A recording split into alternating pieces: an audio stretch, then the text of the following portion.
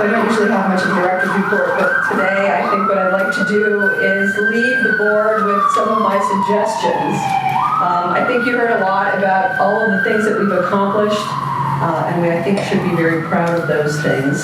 But what you always hear from me is that there's more to do. And one of the things I feel pretty happy about is that we have a foundation now to work from, and I think that is since our accreditation in 2017, our ability to meet many of the types of urgent issues that have come up has greatly improved. Doesn't mean it's where it needs to be, but it is definitely greatly improved.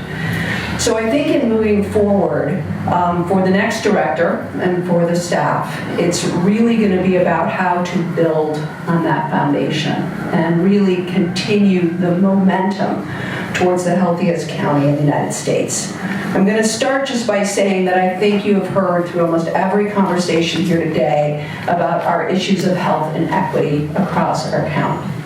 I cannot emphasize that enough. We have done so much work to be able to clearly identify and articulate what is going on geographically around our county, from environmental justice areas to areas where we have more emergency room visits, to cardiovascular disease, to smoking, you name it. We know where those areas are. And we should be able to utilize our resources to the best of our abilities to try to work with those communities and those citizens to improve the health of those communities. Now, this means that we are going to have to work across a whole variety of sectors, because we don't own it all. We don't own transportation. We don't own economic development. We don't own educational systems, but all of these contribute as part of these social determinants in the health of the public. And so the health department has been, and I think can continue to act as a neutral party, bring together a whole variety of stakeholders to try to solve these questions with collective action. And that includes our healthcare systems, it includes the myriad of nonprofits that we have in our county, it includes our political folks, and it includes our universities, and I could go on, and I think that is a responsibility that the health department should continue to embrace and continue to move forward.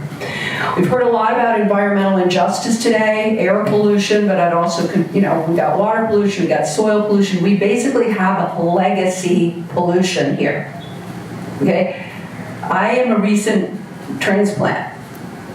This area has suffered huge implications from decades and decades of pollution. And we are only now starting to confront that. I happen to be here, I think, during some of the shifts that are going on. And we've started, but there is so much more to do. And I really call upon the next leader and the health department and our advocacy community and all of our partners to keep moving forward. I hate to say it, but sometimes it's the little things. You got an enforcement action. I'm looking at Jim. You ask for all these things. If those reports don't arrive, who's on top of it? If the reports aren't accurate, who's looking at them? How do we continue to make this really not just an action, but an action that counts? How are we creative in additional actions as we continue to move this forward? I think that is going to be the real word for the future, is to stay on it and keep it moving forward. Another area I do want to mention, and Joylette mentioned this in her comments, that I am really concerned about is climate change. It doesn't take much to live in Allegheny County to see what we are already experiencing, particularly with regard to water.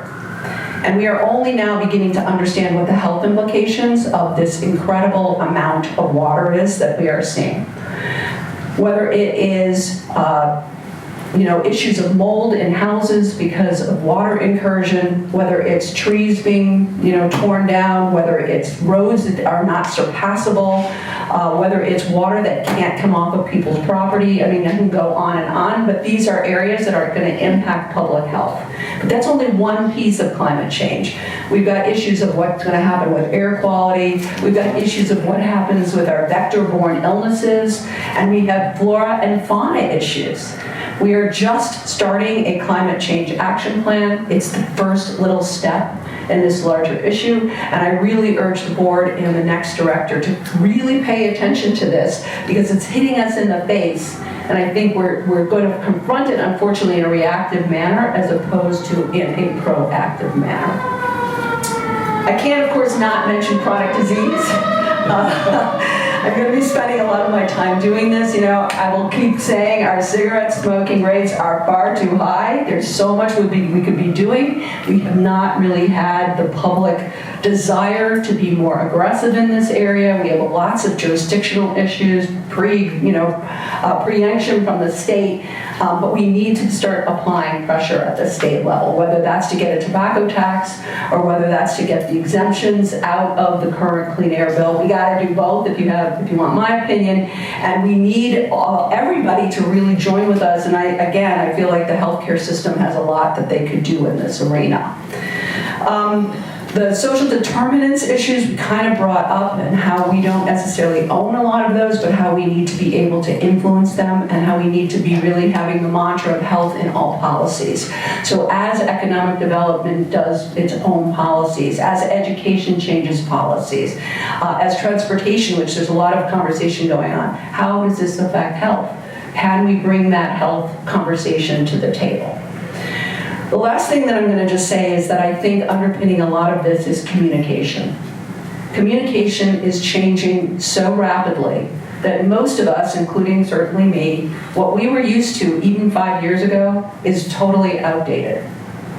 And government and health departments in particular, we don't have always the tools that we need to be able to do the kind of communication that's so critical. We work extensively, as you know, with the press, but the press has changed dramatically as well. We don't have 2 papers anymore. That happened in a very short period of time, and everybody's getting their information in very small arenas, right? We've got that little echo chamber going on. So how do we get the information that we need to the public? And how do we learn and continue to be progressive in this arena going forward? Because we cannot do our work if we cannot get the information into the hands of the public. And whether that's there was a raccoon with rabies in your neighborhood, or there was a fire at the Clairton Coke Works, or there was rain damage in a particular area, it doesn't really matter what the issue is. We've just got to figure out and keep on top of how we communicate.